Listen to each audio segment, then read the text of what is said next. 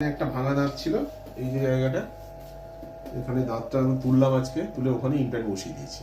এখন তার total procedure কতক্ষণ লেগেছে আমাদের ইমপ্ল্যান্ট বসানোটুকু, অ্যানাস্থেসিয়া বা গোছানো গাছানোগুলো বাদ দিয়ে? কত মিনিট?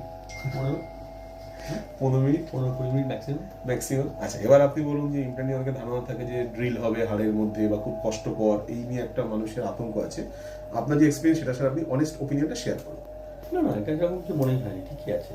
এটুকু মানে আমি দাঁত তুলতে গেলে যেরকম হয় এক্স্যাক্টলি হ্যাঁ নরমাল মোটামুটি সেরকমই আছে। সেরকম কোনো আলাদা ড্রিলিং ফিলিং বা কোনো কষ্ট আমার হয়তো একটু এই ছিল আর কি, কেমন আতঙ্ক হবে, ছিল, হ্যাঁ। প্রচুর ব্লিডিং হবে, এই হবে, কিন্তু সেরকম কিছু মনে হয় নিশ্চিন্তে করা যেতে পারে, আতঙ্কের কোনো কারণ নেই। একদম। ঠিক আছে স্যার, কোনো আপনাকে ব্যথা দিয়েছি স্যার? না না, ঠিক আছে, এটুকু যদি আমি তৈরি ছিলাম। ঠিক আছে, থ্যাংক ইউ। চলো ছবিটা দেখিয়ে দাও।